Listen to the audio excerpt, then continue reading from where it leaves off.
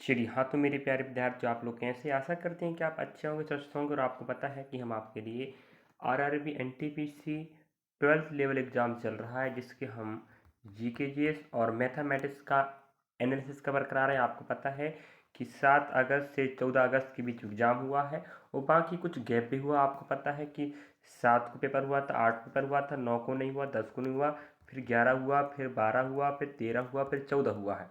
तो इन दोनों डेटों का पेपर नहीं था, तो 7 का, 8 का, 9 का, 10, 11, 12 का हम 13, 14 नहीं बना पाए, कुछ कारणवश फास्ट बिगड़ गया था। तो 7, 8, 9, सॉरी 11, 12 4 दिनों का हमने जीकेजीएस और मैथमेटिक्स का एनालिसिस कवर कराया। इसके बाद भाई पेपर 15 को नहीं था, 16 को नहीं था, 17 को नहीं था, 18 को रहेगा, 19 को रहेगा, 20 को रहेगा, फिर गैप मिलेगा। इस प्रकार से 18 और आगे आगामी दिनों में जिनका भी एग्ज़ाम है, तो कृपया करके आप लोग जीकेजीएस और मैथ्स का एनालिसिस देख लीजिएगा। याद रखें एनटीपी 12th लेवल वाले। तो अब आप हमारे चैनल के प्लेलिस्ट एनालिसिस आरआरबी एनटीपीसी के प्लेलिस्ट में जाके देख सकते हैं। और आपको बता दें, अभी हम 7 अगस्त से आप कह सकते 14 अगस्त तक के बीच में जितने भी पेपर हुए हैं, उन्हीं शिफ्टों को प्रश्न आपको कवर करा रहे हैं और एग्ज़ाम 3 शिफ्टों में कवर हो रहा है। चलिए, पहला प्रश्न आपके समक्ष है। आगामी शिफ्टों में आगामी तारीखों में आपके लिए फायदेमंद होने वाला है। 2025 में कबड्डी विश्व कप में पुरुष और महिला श्रेणी के विजेता कौन थे? तो 2025 में विश्व कप कबड्डी का मैच हुआ, जिस पर पूछ रहा महिला और पुरुष वर्ग में विजेता कौन रहा। तो याद रखें, जो इंग्लैंड के वेस्ट मिडलैंड्स क्षेत्र में प्रथम बार एशिया के बाहर आयोजित की गई थी, जो 17 से 23 मार्च 2025 को हुआ था। और पुरुष और महिला दोनों वर्गों में भारत ने खिताब जीता था। भाई फैक्ट है, इसलिए प्रश्न पूछा है। तो भाई पुरुष वर्ग की बात करें चाहे महिला वर्ग की बात करें, विश्व कप 2025 में भारत ने अपना परचम लहराया है। और रही बात पुरुष वर्ग में, भारत ने फाइनल में इंग्लैंड को 44 से हराया। वहीं महिला वर्ग ने इंग्लैंड को 57-34 से कड़ी बढ़त से पराजित कराया। इस प्रकार से आप समझ पाए, पुरुष में भैया भारत ने जीता, उपविजेता इंग्लैंड रहा। महिला में भारत ने जीता, उपविजेता इंग्लैंड रहा। तो इंग्लैंड में ही हुआ था। और अगला, और याद रखें, प्रश्नों का रिपीटीकरण होता है, ये बात ना भूलिएगा। SSC, bank, railway, state exam सब में आपको लाभकारी होगा। रेलवे के लिए विशेषकर जो एग्जाम चल रहा है उसके लिए तो है ही। तो हमें पूछ रहा है खेलो इंडिया यूथ गेम 2025, जो मैच का मतलब होता है उसका आप कह सकते हो, इसे हम चिन्ह कह सकते हैं, ठीक है। तो वो कौन था? गज सिन्हा था, याद रखना। चलिए नेक्स्ट। और रही बात खेलो इंडिया यूथ गेम 2025 का 7वां संस्करण था, पूछ लेगा कहाँ पर हुआ, तो याद रखें बिहार। हाँ, पहले भी पूछ चुका है और आपको पता होगा अगर आप एग्ज़ाम देख कर आए होंगे तो। और जो बच्चे का एग्ज़ाम रह गया है, अगर उसने एनालिसिस कहीं पढ़ा होगा या कहीं से भी पढ़ा होगा, तो उसे ज़रूर पता होगा कि हाँ। अगला प्रश्न आपके समक्ष है। मूल संविधान में संपत्ति का अधिकार किस अनुच्छेद में था? आपको पता है पहले मूल अधिकारों की संख्या 7 हुआ करती थी, अब 6 हो गई है। तो वो एक अधिकार था संपत्ति का, जिसे पहले कहाँ रखा गया था वो पूछ रहा है। अभी कहाँ ये सब बता रहे हैं। तो प्रश्नों को आपको व्याख्या सहित हम बताएंगे, बिल्कुल 99% ऑथेंटिक और रियल प्रश्न है। तो मूल रूप से संपत्ति का अधिकार भारतीय संविधान के मौलिक अधिकारों में शामिल था और यह अनुच्छेद 31 में शामिल था, जिसे 44वें संविधान संशोधन अधिनियम 1978 के बाद इसे मौलिक अधिकारों से हटा दिया गया और अनुच्छेद 300A या का बोलते हैं में स्थानांतरित कर दिया गया, जहां अब यह एक कानूनी या लीगल राइट है। चलिए, इस प्रकार से मेरे ख्याल से आप समझ गए। 44वां 1978 में हटाया गया और 300 का में जोड़ा गया, जो पहले था आर्टिकल नंबर 31 में। अगला प्रश्न आपको देख पा रहे होंगे। यूरेशिया में हड़प्पा वासियों द्वारा उगाई गई पहली फसल कौन सी थी? तो आप देख पाएंगे कि हड़प्पा से संबंधित, जिसे हम सिंधु घाटी सभ्यता भी कहते हैं, इसका प्रश्न भी बार बार पूछ रहा है। और हमने 7, 8, 11, 12 का भाई पेपर का, हर दिन का, हर शिफ्ट का पेपर बनाया है। बाकी 13, 14 का नहीं बना पाए स्वास्थ्य खराब होने के कारण, और उसके बाद अब फिर भी हम नहीं बना पाए, लेकिन अभी आप फिर बना रहे हैं। तो ऑप्शन आपको गेहूं और जौ दिया होगा, लेकिन पहली फसल आपकी जौ आएगी। ठीक है। नेक्स्ट, राजस्थान में पाई जाने वाली प्रमुख भू आकृति कौन सी है? चलिए, तो आप देख पाएंगे यहाँ पर राजस्थान के थार मरुस्थल में मुख्य रूप से रेतीले टीले पाए जाते हैं। मतलब जो जब वह तूफान आती है या हवा चलती हैं तो रेत के जो कण होते हैं आपस में इकट्ठे हो जाते हैं और रेत के टीले बने, यही भू आकृति आपको रेतीले स्थान, जिसे भारत का सबसे बड़ा मरुस्थल थार कहते हैं, जो राजस्थान में फैला है अधिकांश क्षेत्रफल, यहीं पर पाए जाते हैं। नेक्स्ट प्रश्न का, बेकिंग सोडा का रासायनिक नाम क्या है? तो याद रखें, जिसे हम सोडियम बाइकार्बोनेट कहते हैं और जिसका उपयोग हम रसोई में कर सकते हैं और करते हैं। तो बेकिंग सोडा इसका रासायनिक नाम है, और रासायनिक सूत्र कई बार पूछ लेता है, तो याद रखिएगा NaHCO3, सोडियम हाइड्रोजन कार्बोनेट। ठीक है, तो सोडियम हाइड्रोजन कार्बोनेट जिसे कहते हैं रासायनिक सूत्र के रूप में, और इसका जो प्रचलित नाम है वो क्या है? सोडियम बाइकार्बोनेट, जिसे हम बोल सकते हैं भाई खाने का सोडा भी इसे कह सकते हैं और कहते हैं। अगला प्रश्न आपके पास, आप देख पा रहे होंगे, आंतरिकी ऊर्जा का विमी सूत्र क्या है? तो आप प्रश्नों का लेवल, प्रश्नों का पैटर्न और प्रश्नों को कहाँ से पूछ सकता है, ये समझने का प्रयास करें। तो आंतरिकी ऊर्जा का विमी सूत्र क्या होता है? तो आप देख पा रहे होंगे यहाँ पर आपके समक्ष है M1 L2 T-2। आंतरिक ऊर्जा, गतिज ऊर्जा जिसे हम काइनेटिक ऊर्जा एनर्जी कहते हैं, एंड पोटेंशियल एनर्जी। तो गतिज ऊर्जा और स्थितिज ऊर्जा दोनों को मिलाकर हम आंतरिक ऊर्जा कहते हैं, जिसका हमें क्या पूछ रहा था? विमीय सूत्र। नेक्स्ट, वैश्विक नवाचार सूचकांक 2024 में कौन सा देश पहले स्थान पर है? और इंडेक्स का प्रश्न तो जब बार बार पूछता है, कोई भी इंडेक्स हो। चलिए यहाँ पर बात करें तो ग्लोबल इनोवेशन इंडेक्स GII 2024, जो विश्व बौद्धिक संपदा संगठन, जिसे हम WIPO द्वारा प्रकाशित किया जाता है। तो भाई GII मतलब वैश्विक नवाचार सूचकांक 2024 में स्विट्जरलैंड पहले स्थान पर है, जो 14वीं लगातार पहली बार स्थान प्राप्त किया है। तो ये भी एक फैक्ट बन रहा है, 14 बार लगातार प्रथम स्थान हासिल किया है आपका स्विट्जरलैंड, और 2024 में भी इसका नाम है। तो आप सोच लीजिएगा, तो इसका प्रश्न नहीं पूछेगा तो किसका प्रश्न पूछेगा भाई?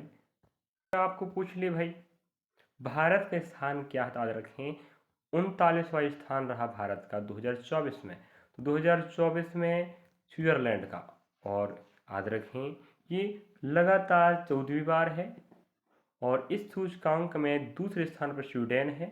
उसके बाद थर्ड में आप देख पा रहे होंगे संयुक्त राज्य अमेरिका है, फिर आपका सिंगापुर है, फिर आपका यूनाइटेड किंगडम है, और इस प्रकार से आपको देख पा रहे होंगे। चलिए अगला प्रश्न आपके समक्ष है, रेलवे का विकास किस सदी में हुआ और यह रिश्तेदारों से मिलने में कैसे सहायक हुआ? तो रेलवे का विकास 19वीं सदी में हुआ। इसने यात्रा को तेज, सस्ता और सुविधाजनक बनाकर लोगों को अपने रिश्तेदारों से मिलने में आसानी प्रदान की। तो आप समझ पा रहे होंगे, इसने यात्रा को तेज किया, सस्ता किया और सुविधाजनक कर दिया। इससे रिश्तेदारों से मिलने में आसानी होने लगी, और इसका विकास की बात करें तो 19वीं सदी में हुआ है। अगला प्रश्न आप देख पा रहे होंगे आपके समक्ष, ग्रैंड ओल्ड मैन जिन्हें पहली बार स्वराज की मांग करने वाला कहा जाता है, वे कौन थे? तो स्वराज शब्द के बारे में प्रश्न पूछता है, कब हुआ मांग, कहाँ पर हुआ, किसने किया, और साथ में कई बार बोल देता है ग्रैंड ओल्ड मैन किसे कहते हैं। तो यहाँ पर आप समझ लीजिएगा, एक प्रश्न में बहुत सा डाटा छुपा है। तो एक्स्ट्रा फैक्ट बताने से आपकी तैयारी बेहतर हो पाएगी। जी हम 100% गारंटी से आप कहते हैं कि आप तैयारी बेहतर कर पाओगे जब आप देखोगे। विश्वास के साथ देखना मेरे प्यारे विद्यार्थियों।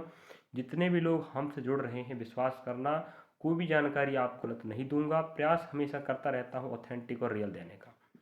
तो दादा भाई नौरोजी को grand old man of India या जिन्हें भारत का वयोवृद्ध भी कहा जाता है हिंदी में, उन्होंने 1906 में कलकत्ता अधिवेशन में पहली बार स्वराज की मांग की, जिसे हम सेल्फ गवर्नमेंट भी कहते हैं।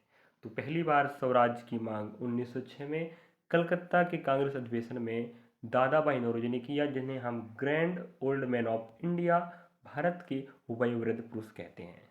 अगला प्रश्न आपके समक्ष आप देख पा रहे होंगे, रानी की वाव किस नदी के किनारे स्थित है। मेरे ख्याल से आपने रानी की वाव सुना होगा या कहीं देखा होगा। आप अगर पैसों के शौकीन हैं, अगर आपके पास पैसे ही पैसा है, तो आप देखिएगा किसी नोट में रानी की वाव का चित्र आपको जरूर मिलेगा। तो आप कमेंट सेक्शन में कमेंट करके बताएं किस नोट में है।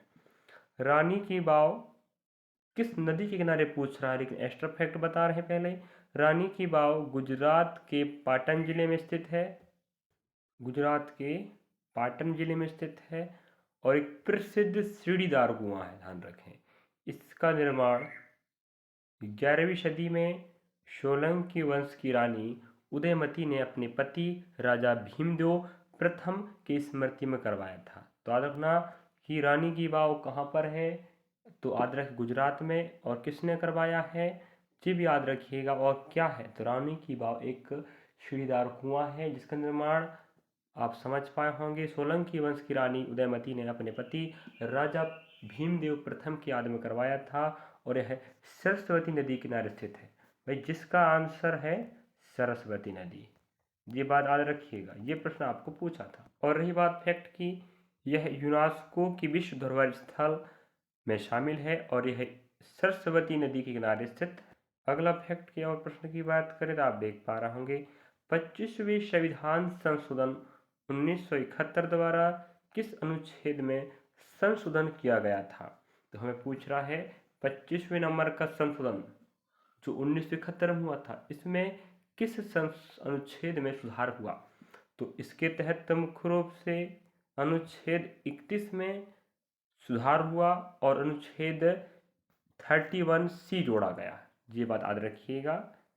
इसमें क्या हुआ है, 1971 में मुख्य रूप से संपत्ति के अधिकार से संबंधित था ये संशोधन। अगला प्रश्न देखिए किस प्रकार का पूछा था, नागोर्नो काराबाख विवाद किन दो देशों के मध्य, याद रखें अजरबैजान और आर्मेनिया दो देश हैं, इनके बीच विवाद चल रहा है। अगला प्रश्न आप देख पा रहे होंगे, छठवां बिम्स्टेक 2025 सम्मेलन कहाँ आयोजित किया गया था। तो छठवां बिम्स्टेक 2025 का सम्मेलन ये कहाँ पर हुआ था, ये पूछ रहा, देखिएगा तो आप देख पाएंगे। ऑप्शन अपने पास दे के रखा है, तो ऑप्शन आपको वहाँ मिल रहा होगा भाई। एक क्षेत्रीय संगठन है जिसमें 7 देश शामिल हैं, आप देख पा रहे होंगे आपके समक्ष है भाई। हमारे पास भारत शामिल है, बांग्लादेश शामिल है, आपका नेपाल शामिल है, श्रीलंका शामिल है, भूटान शामिल, थाईलैंड, म्यांमार।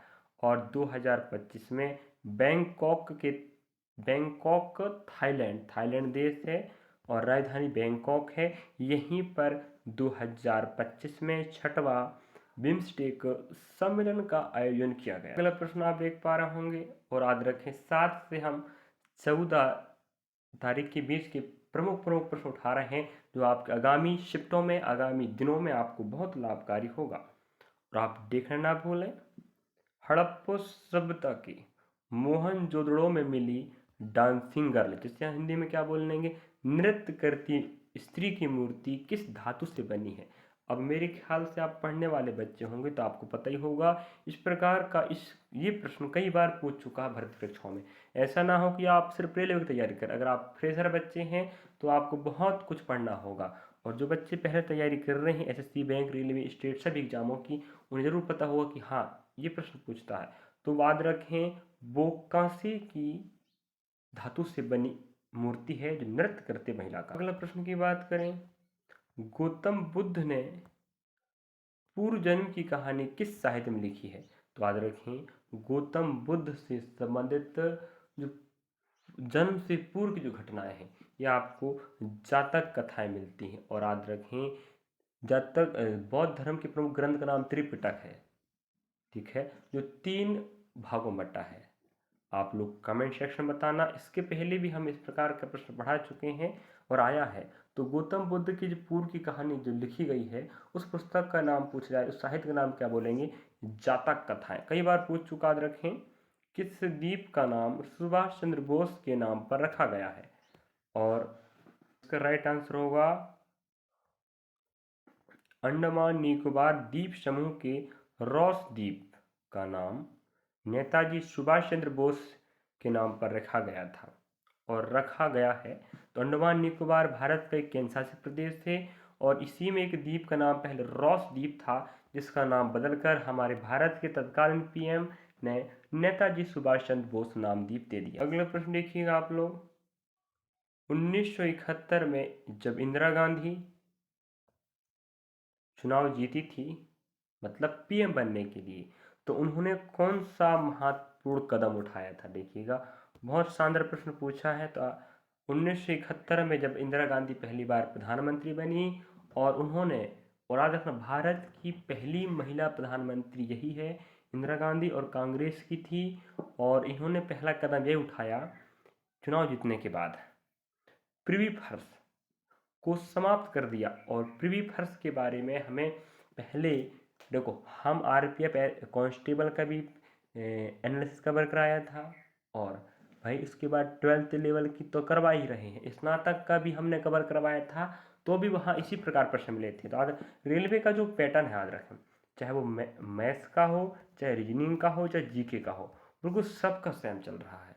तो मैथ्स भी देखे हमारे साथ, रीजनिंग तो हम पूरा टॉपिक पढ़ा चुके हैं भाई, जो एग्जाम में छप रहा है। जीके जीएस की बात करें तो कवर हो रहा है। अगर आप देखना चाहते तो आप हमारे कमेंट सेक्शन में कमेंट कर दीजिएगा, कहाँ मिलेगा जरूर बता देंगे। वैसे आप प्लेलिस्ट में विजिट कर सकते हैं।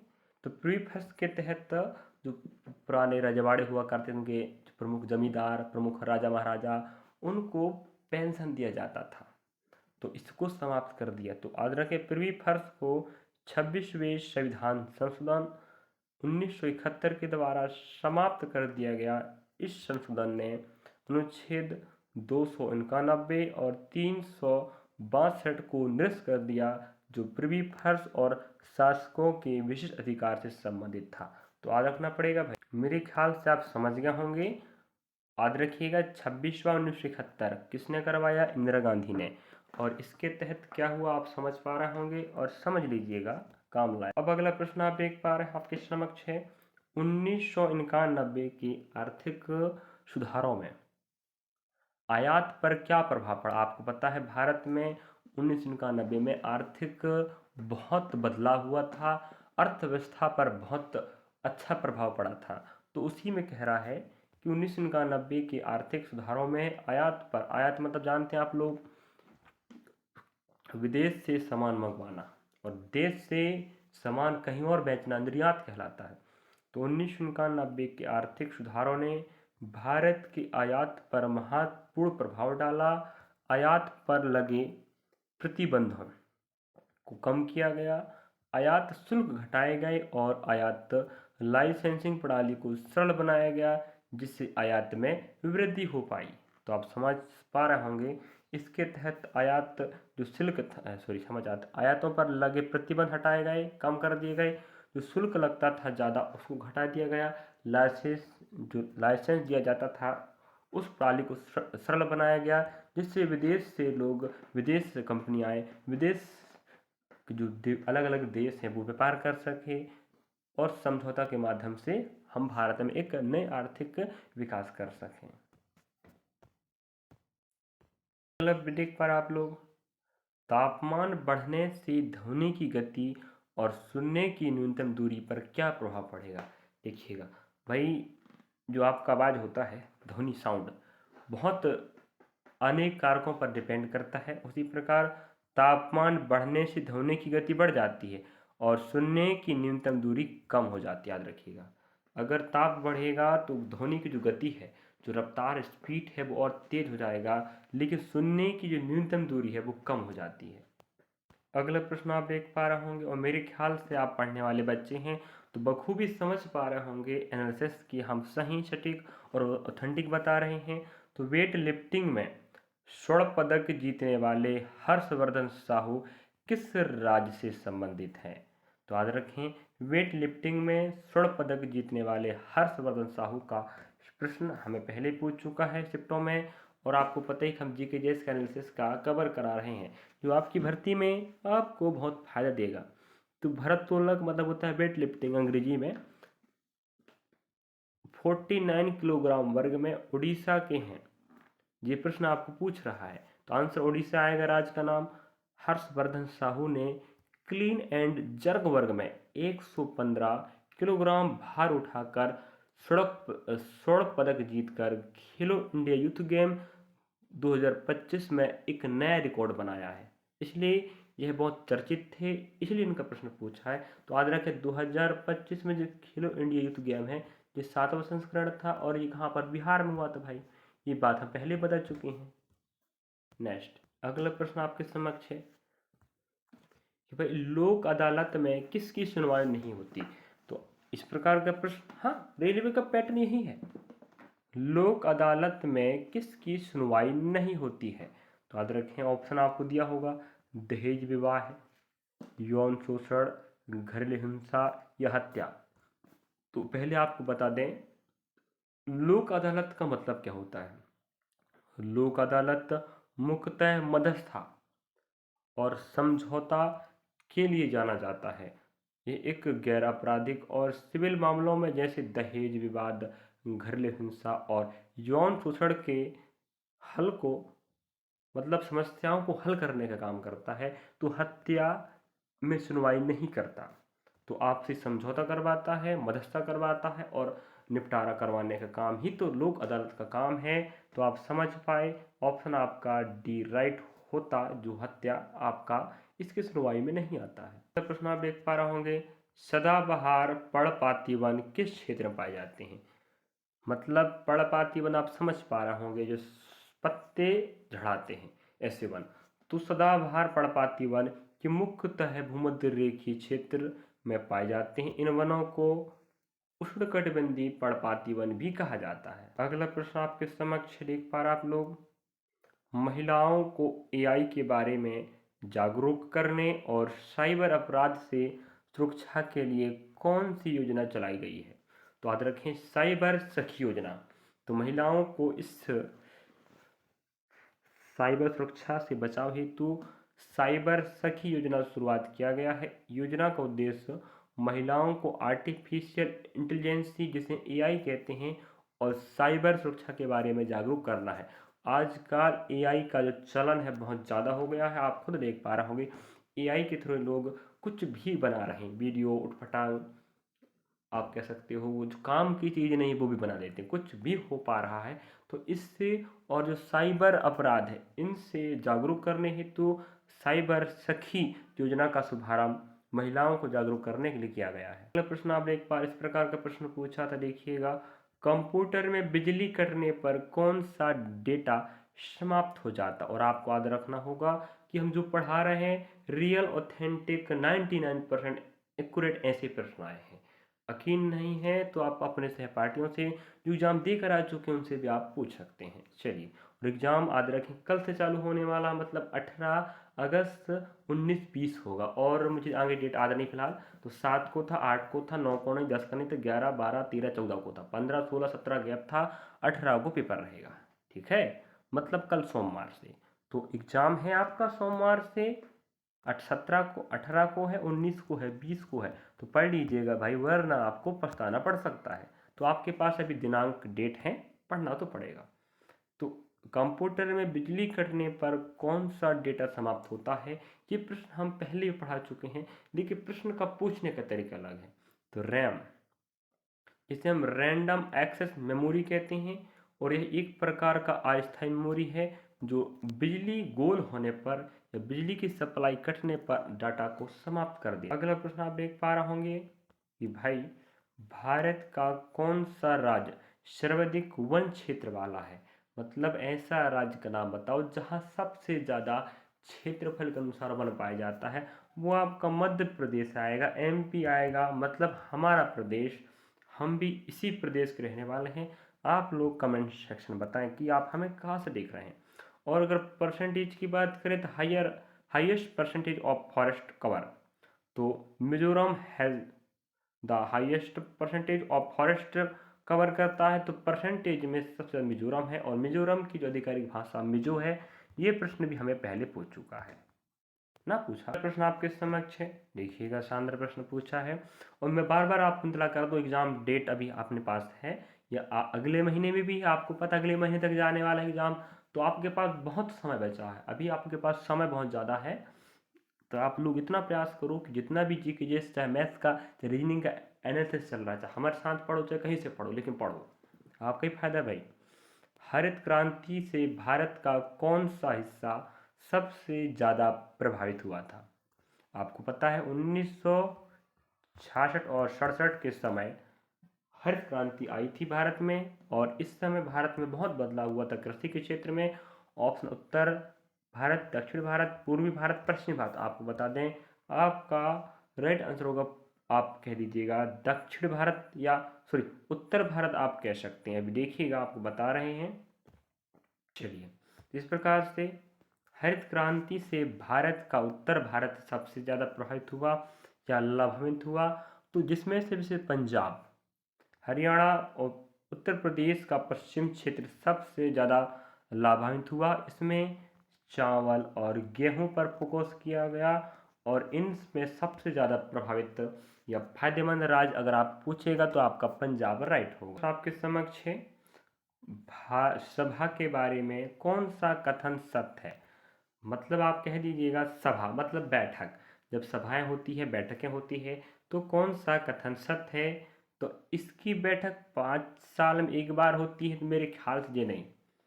इसमें सिर्फ ग्राम पंचायत के निर्वाचित सदस्य भाग लेते नहीं, इसमें ग्राम पंचायत के सभी वयस्क मताधिकार शामिल होते हैं। हाँ सही बात है, इसकी बैठक साल में केवल एक बार होती नहीं।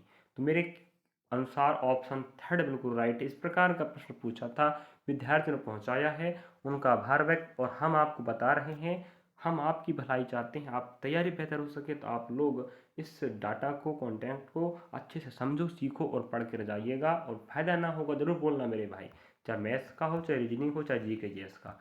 फिर बोलना कि सर आपने जो पढ़ाया एक भी प्रश्न नहीं आया, तो मुंह फोड़ के बता देता हूँ, मैं पढ़ाना बंद कर दूंगा भाई, समझे। चलिए, तो हम आपका सहयोग कर रहे हैं, आप भी हमारा सहयोग कीजिएगा। और लाइक सब्सक्राइब शेयर करना ना भूलें। आप भी पढ़ें, आपके सहपाठी पढ़ें, बिल्कुल फ्री ऑफ कॉस्ट। प्रश्न आपके समक्ष है, यहाँ मैं प्रश्न पूछ रहा, देखिएगा। भारत एक मिश्रित अर्थव्यवस्था, हाँ कई बार प्रश्न पूछ लेता है। तो भारत की जो अर्थव्यवस्था है मिश्रित है, मतलब उद्योग, कृषि, सेवा क्षेत्र सभी क्षेत्रों पर डिपेंड करता है। निम्नलिखित में से कौन कौन से उद्योग सार्वजनिक क्षेत्र और कौन कौन से निजी क्षेत्र में मिलान करें। तो यहाँ सार्वजनिक और निजी क्षेत्र आपको दिया होगा और कंपनियों का नाम दिया होगा, याद रखें।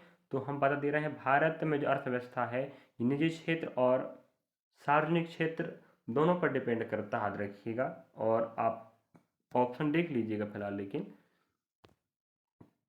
हम बात करें सार्वजनिक सरकारी की, तो रेलवे और भारत पेट्रोलियम जैसे आपको ऑप्शन दिया होगा। निजी क्षेत्र की बात करें तो टाटा मोटर्स, रिलायंस इंडस्ट्रीज, ये आपके निजी वाले हैं।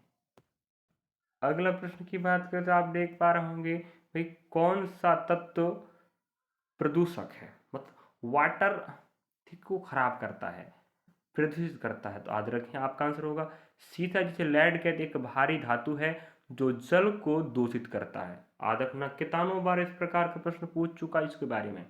तो लेड जिसे पीबी कहते हैं, याद रखें, जो एक हानिकारक धातु है, भारी धातु है, जो जल को प्रदूषित करता है। इससे अनेक बीमारी उत्पन्न हो सकती है जल से संबंधित। अगला प्रश्न आपके समक्ष आप देख पा रहे होंगे, हमें पूछ रहा है डेंगू बुखार के रोकथाम के लिए किस वैक्सीन का प्रयोग किया जाता है। तो देखिएगा, डेंगू एक प्रकार का डेंगू बुखार आपको तो आया होगा, और डेंगू के काटने से बुखार होता है, इसके रोकथाम के लिए जो वैक्सीन दिया जाता है उसको पूछ रहा है। तो याद रखें ये साइंस का प्रश्न रहा भाई। तो यहाँ पर आपका राइट आंसर होनी चाहिए, आप समझदार बच्चे हैं, कि क्यूडेनगा। याद रखिए उसका नाम क्या है, क्यूडेनगा टेक 003 वैक्सीन का प्रयोग डेंगू बुखार की रोकथाम के लिए किया जाता है। समझे, ये आपका राइट आंसर होगा। नेक्स्ट अगला शानदार प्रश्न पूछा, आप देख पा रहे होंगे कि भाई असम के पहले तेल शोधक से कौन सी रिफाइनरी जुड़ी है। मतलब आपको पता असम से तेल निकाला जाता है, तो सीधी बात की बात करें, असम का एक ऐसा स्थान बताओ जहां सबसे पहले तेल निकाला गया था या तेल शोधन संयंत्र स्थापित है। तो याद रखें वो आपका राइट आंसर क्या होनी चाहिए और आपको पता होनी चाहिए। तो असम के पहले तेल शोधक से जुड़ी रिफाइनरी का नाम क्या है, डिगबोई रिफाइनरी। और आपने कितनों बार इसके बारे में पढ़ा होगा। तो डिगबोई असम में एक रिफाइनरी का नाम है तेल शोधक संयंत्र का, जो असम का पहला है। अगला प्रश्न आपके समक्ष है, देखिएगा यहाँ पर हम पूछ रहा है सेफ अंडर 19 फुटबॉल 2025 का फाइनल मैच किस स्टेडियम में खेला गया। तो याद रखें इसका आंसर आप देख पाएंगे कि भाई भारतीय पुरुष फुटबॉल टीम ने रविवार को अरुणाचल प्रदेश के यूपी स्थित गोल्डन जुबली, ठीक है,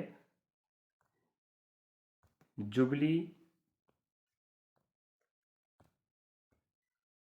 स्टेडियम में बांग्लादेश को पेनाल्टी शूटआउट में 4-3 से हराकर सेफ अंडर 19 चैंपियनशिप 2025 का खिताब जीत लिया। कौन जीता, भारत ने। और किसे हराकर, बांग्लादेश को। तो ये भी प्रश्न पूछ लेगा कि फाइनल में कौन जीता, भारत, और हुआ कहाँ था, भारत में हुआ था। ये प्रश्न महत्वपूर्ण हो रहा है।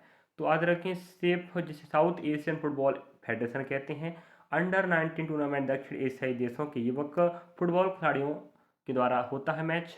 तो दक्षिण एशियाई देशों के युवा खिलाड़ी भाग लेते, वो भी अंडर 19, मतलब आप समझदार बच्चे, अंडर 19 मतलब 19 साल से अंदर वाले बच्चे भाग लेंगे। इसमें भारत ने पदक जीता है और ये अरुणाचल प्रदेश में हुआ था फाइनल मैच, और बांग्लादेश को हराया है। अगला प्रश्न आपके समक्ष आप देख पा रहे होंगे, भाई 5 नवंबर को कौन सा सिख पर्व मनाया जाता है। तो भाई सिख धर्म के पहले गुरु तो आप जानते होंगे गुरु नानक देव, हाँ, उन्हीं का जन्म उत्सव मनाया जाता है। तो 5 नवंबर को सिख धर्म के भाई पहले गुरु की जन्म दिवस पर गुरु पर्व या गुरु जयंती मनाई जाती है। अंतिम तक बने रहें और आपको बहुत बेनिफिट होगा, चिंता ना करें आप लोग। नेक्स्ट देखिएगा प्रश्न पूछ रहा है, भाई पानीपत के प्रथम युद्ध में इब्राहिम लोदी को किसने हराया था। याद रखें इसका राइट आंसर आपका होनी चाहिए, पानीपत का प्रथम युद्ध 21 अप्रैल 1926 को बाबर और इब्राहिम लोदी के बीच लड़ा गया था। याद रखें परिणाम स्वरूप दिल्ली, याद रखें परिणाम स्वरूप दिल्ली सल्तनत का अंत हो गया और मुगल साम्राज्य की नींव पड़ गई। तो 1526 में याद रखें पानीपत का पहला युद्ध हुआ, जिसमें बाबर और इब्राहिम लोदी लड़े और दिल्ली सल्तनत का अंत हो गया और मुगल सम्राट बाबर ने 1526 की लड़ाई में जीतकर अपनी नींव रख दी। अगला प्रश्न आप देख पा रहे होंगे, अभी हम आपको और भी वीडियो बना के दिखाएंगे, चिंता ना करो, पेपर अभी आपका बहुत लेट है तो पढ़ते रहें। देखिए हमें प्रश्न पूछ रहा है, भारतीय संविधान के किस अनुच्छेद 6 के अंतर्गत किस देश के नागरिकों को भारत की नागरिकता दी गई है। ये प्रश्न पूछ रहा है। याद रखें इसका आंसर होगा भारतीय संविधान के अनुच्छेद 6 उन लोगों की नागरिकता से संबंधित है जो भारत के विभाजन के बाद पाकिस्तान से भारत आए हैं। कहने का मतलब ये है कि आर्टिकल नंबर 6 में भारत प्रयोजन करने वाले, क्या समझे, पाकिस्तान से भारत आने वाले लोगों की नागरिकता संबंधित है। वहीं अगर आप पूछ आर्टिकल नंबर 7, तो आर्टिकल नंबर 7 रहेगा भारत से पाकिस्तान। याद रखिएगा भाई, प्रश्न पूछ लेगा मेरे भाई, फिर मत पछताना कि भाई हमें नहीं बताए, है कि नहीं। चलिए नेक्स्ट, इसमें देखिएगा, इसमें कहा गया है कि जो लोग 19 जुलाई 1948 से पहले भारत आए थे और स्थायी रूप से बस गए हैं वे भारत के नागरिक माने जाएंगे। तो एक डेट दिया गया है 19 जुलाई 1948 से पहले, आज़ादी 47 में हो गया, 15 अगस्त 1947 को देश आज़ाद हो गया। उसके बाद आए और 1948 वो भी 19 जुलाई से पहले आए हैं और रह गए, बस गए, उन्हें भारत की नागरिकता दिया जाएगा। यह प्रावधान मुख्य रूप से पाकिस्तान से आए हिंदू, सिख और अन्य समुदाय के लोगों के लिए लागू होता है। ये बात याद रखना। अगला प्रश्न आप देख पा रहे हैं, बहुत शानदार प्रश्न पूछा, देखिएगा भाई कौन सा देश भारत की लैंड बाउंड्री से नहीं जुड़ा है, मतलब स्थलीय सीमा से नहीं जुड़ा है? तो भाई नेपाल की बात करें, नेपाल है, भूटान भी है, म्यांमार भी है, श्रीलंका आपका नहीं है। ये आपका जली स्थल या जल से जुड़ा एक देश है। तो आप याद रखिएगा, प्रश्न आपको एक्स्ट्रा फैक्ट के रूप बता देते हैं कि भाई भारत की स्थलीय सीमा 7 देशों से लगती है। याद रखें, पाकिस्तान, अफगानिस्तान, चीन, नेपाल, भूटान और आपका म्यांमार और बांग्लादेश आपके राइट आंसर होंगे। तो याद रखिएगा, प्रश्न पूछ लेगा तो 7 कंट्रीज की जो बाउंड्री है भारत की स्थल से लगती, लैंड बाउंड्री आपके 7 कंट्रीज हैं। वहीं एक्स्ट्रा फैक्ट की बात करें तो देखिएगा, प्रश्न पूछ लेगा ना, तो श्रीलंका देखिएगा, श्रीलंका एक द्वीपीय देश है जो भारत की दक्षिण में है, आपको पता होनी चाहिए। इसके बीच भारत और श्रीलंका के बीच में पाक जल डमरू मध्य है। तो याद रखिएगा, इसलिए भारत और श्रीलंका के बीच स्थलीय सीमा ना होकर केवल समुद्री सीमा है। अगला देख पा रहे हैं आप, आर्टिकल से संबंधित प्रश्न पूछा है। तो यहाँ प्रश्न पूछ रहा है, भारतीय संविधान का अनुच्छेद 323B किससे संबंधित है? तो आपको बता दें, वित्त आयोग से, न्याय, हाँ आपका राइट आंसर होगा न्यायाधिकरण का गठन से संबंधित, ऑप्शन बी आपका राइट होगा। अगला प्रश्न, हॉर्नबिल त्यौहार किस राज्य में मनाया जाता है? और हॉर्नबिल के बारे में एक बार नहीं कितनों बार कई भर्ती परीक्षाओं में पूछा जा चुका है। तो हॉर्नबिल त्यौहार हर साल 1 से 10 दिसंबर तक नागालैंड मनाया जाता है और 1 दिसंबर को नागालैंड का स्थापना दिवस होता है, राज्य दिवस होता है। इसी फेस्टिवल ऑफ फेस्ट मतलब त्यौहार का त्यौहार भी कहा जाता है। नागालैंड राज्य में कई प्रमुख त्यौहार मनाए जाते हैं, जैसे हॉर्नबिल फेस्टिवल, सेक्रेनियो मोत्सु, आयुलिंगांग, तोखु एमोंग, मिमकुट और आप देख पा रहे हैं कि तुलुनी, ये प्रमुख आपके त्यौहार हैं। तो याद रखें, हॉर्नबिल जो बहुत प्रसिद्ध है, पूरे देश विदेश प्रसिद्ध है और पूरे भारत में तो प्रसिद्ध ही प्रसिद्ध है। एसएससी, बैंक, रेलवे एग्जाम, चाहे स्टेट एग्जाम की बात करें, बार बार प्रश्न पूछता है। अगले प्रश्न की बात करें, हाँ शानदार प्रश्न पूछा, देखिएगा यहाँ पूछ रहा है कि भाई 1556 का अधिनियम किस सुधार से संबंधित है? हाँ, इससे संबंधित प्रश्न भी हमें पिछले भर्ती में पूछ चुका है। तो बहुत शानदार प्रश्न आंसर आएगा आपका विधवा पुनर्विवाह। याद रखिएगा, बहुत अच्छा प्रश्न उत्तर है विधवा पुनर्विवाह, आंसर राइट आंसर होगा, जो 1856 अधिनियम से संबंधित है। आगे फैक्ट की बात करें तो आपके समक्ष होनी चाहिए फैक्ट, देखिए तो 1856 अधिनियम को आधिकारिक रूप से हिंदू विधवा पुनर्विवाह अधिनियम 1856 कहा जाता है और यह कई बार पूछ चुका, याद रखें। इसमें लॉर्ड डलहौजी के शासनकाल में पारित किया गया था और ईश्वर चंद्र विद्यासागर के प्रयासों से संभव हो पाया। तो प्रश्न कई बार पूछ लेगा, 1856 का जो विधवा पुनर्विवाह है, और याद रखें हिंदू, इसका नाम क्या है, हिंदू विधवा पुनर्विवाह अधिनियम 1856। इसमें लॉर्ड डलहौजी और ईश्वर चंद्र विद्यासागर महाराज का प्रमुख योगदान है। और रही बात यहाँ पर कि भाई इस अधिनियम के तहत हिंदू विधवाओं को पुनर्विवाह का कानून अधिकार मिला, मतलब 2 बार महिलाएं शादी कर सकती थी। तो चलिए यहाँ पर हम आपको इतना सारा फैक्ट बताएं, याद रखिएगा। 100% गारंटी के साथ कहता हूँ मैं, कि आपको बहुत फ़ायदा होगा। तो इसी प्रकार से आप हमें फॉलो कीजिएगा। वीडियो अच्छा लगे तो लाइक करना, सब्सक्राइब करना, शेयर करना और कमेंट सेक्शन में ना भूलें, क्योंकि बड़ी मेहनत लगती है, डाटा निकालना पड़ता है, समझना पड़ता है, खोजना पड़ता है। जब आपको पढ़ा पाते हैं विद्यार्थी, आप खुद समझदार बच्चे हैं, पढ़ना पढ़ाना बहुत अलग अलग बातें हैं। तो नेक्स्ट वीडियो में आपको नया पार्ट साथ मिलेंगे। तो आप analysis NTPC CBT one exam करके एक प्लेलिस्ट डाला, आप देख लेना। आपको 12th लेवल का पूरा मैथ का और आपका जीके जीएस का पूरा आपको एनालिसिस मिल जाएगा। अगर आप करंट अफेयर पढ़ना चाहते हैं तो आप हमारे साथ डेली टॉप 10 करंट अफेयर पढ़ सकते हैं, बिल्कुल फ्री ऑफ कॉस्ट। जी आपको करंट अफेयर या घटना चक्र के प्लेलिस्ट मिल जाएगा। चलिए, थैंक फॉर वॉचिंग। आप भी पढ़ें, आपके सहपाठी को पढ़ाएं, फ्री ऑफ कॉस्ट, बिल्कुल 100% ऑथेंटिक रियल ही प्रश्न है और व्याख्या आपकी हर भर्ती में काम देगा। मिलेंगे नेक्स्ट पार्ट में। जय हिंद, जय भारत। रख हौसला, वो मंजर भी आएगा, तो मंजर आएगा, हम खड़ा करेंगे। तो 18 को पेपर है, 19 को पेपर और आगे और पेपर बढ़ता चलेगा।